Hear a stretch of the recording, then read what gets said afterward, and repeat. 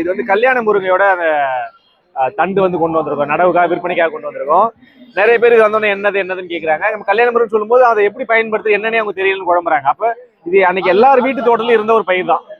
குழந்தைங்களுக்கு ஒரு சின்ன குழந்தை, ஒரு வயசு குழந்தைனா கூட ஒரு சளி பிடிக்குது அப்படின்னா முதல்ல இந்த கல்யாண முறைக்கு எடுத்து தான் என்ன பண்ணுவாங்கன்னா ஒரு கஷாயம் மாதிரி வச்சு அந்த கஷாயத்தை குழந்தைக்கு கொடுப்பாங்க.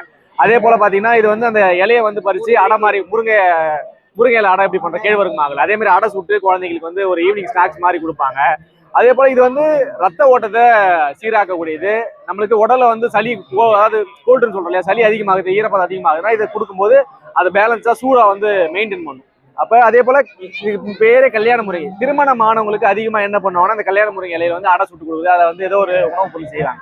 அப்ப அந்த ஒரு குழந்தை பிறப்புக்காக தேவையான உடல் வலுவையோ அதுக்கான ஆற்றலையோ கொடுக்கக்கூடியதுல இந்த கல்யாண முறை இருக்கு.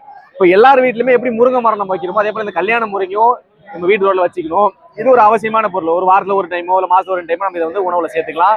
அது இல்லாம இது கால்நடைக்கு தீவனமா கொடுக்கலாம். நீங்க வந்து முயலுக்கு, ஆடு மாடுகளுக்கு எல்லாத்துக்குமே தீவனமா பயன்படக்கூடியது. கேரளாவில் பார்த்தீங்கன்னா இதுல மிளகு ஏத்துறாங்க. இது இந்த பயிர்ல மிளகு ஏற்றி சாகுபடி பண்றாங்க. இது நிறைய உயிர் வேலைக்கு பயன்படுத்தலாம். எல்லா விதத்திலுமே பயன்படக்கூடிய ஒரு இது.